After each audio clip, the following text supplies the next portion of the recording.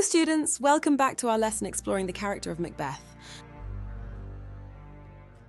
In this lesson, we'll explore Macbeth's last key trait as tyrannical. We will first look at Macbeth's initial lust for unrestrained power, shedding light on his relentless ambition which sets in motion his tyrannical rule. Then we will explore the brutal realities of his tyrannical rule, examining the use of violence he employs to maintain his throne and eliminate threats. Lastly, we will discuss Macbeth's utter descent into tyranny, analysing how his complete lack of morals solidifies him as a tyrannical ruler.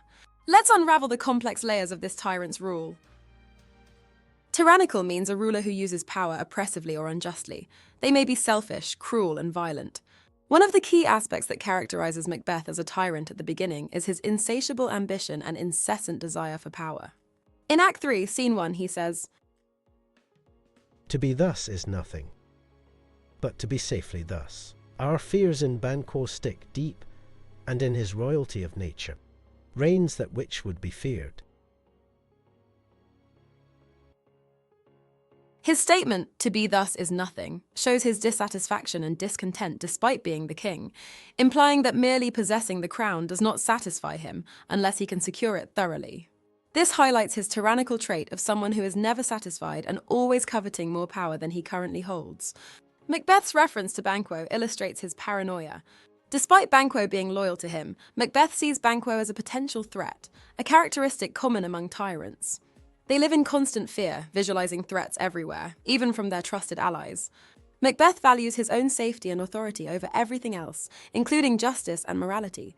This desire to keep and control his power is what begins his tyrannical rule.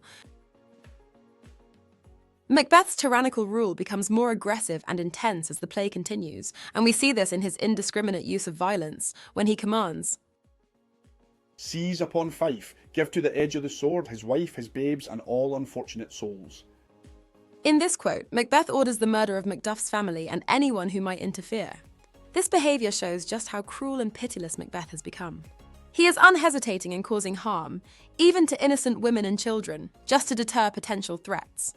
This complete lack of empathy and his willingness to harm non-combatants portrays him as a tyrant ruler, someone who uses fear and violence to maintain control. He is misusing his power as a king. The job of a king is to promote justice and protect his people. However, Macbeth does the exact opposite. He instigates fear and terror through random acts of violence and targeted killings to suppress any defiance to his rule, consolidating his status as a tyrant. Macbeth's tyrannical nature fully develops once he firmly resolves to act immediately on his desires, without any moral consideration. He declares, "From this moment, the very firstlings of my heart shall be the firstlings of my hand." This quote symbolizes his decisive shift in his mentality. Notice here that Macbeth no longer deliberates or hesitates over his actions, but instead aims to act impulsively. This behavior is typical of tyrannical rulers, as they place his personal needs ahead of any moral or ethical considerations. The phrase, "the very firstlings of my heart shall be the firstlings of my hand," shows Macbeth's intention to act without any constraint, irrespective of how morally wrong his actions may be. This is a clear sign of his growing disregard for ethics and his adoption of a ruthless approach to fulfill his ambitions, showcasing his tyrannical nature. And that brings us to the end of today's lesson, where we have examined the progression of Macbeth's tyranny. We have explored how Macbeth's insatiable ambition and fear of losing his throne began his tyrannical rule. We've also examined how his misuse of power and brutal acts of violence revealed his oppressive nature and increased the intensity of his tyranny. Lastly, we have dissected his complete disregard for moral norms, demonstrating his willingness to act on immediate desires without any ethical considerations, which ultimately solidified his role as a tyrant. Well done for today, and see you next time. Watch the rest of the GCSE English Literature course at Sophos Education.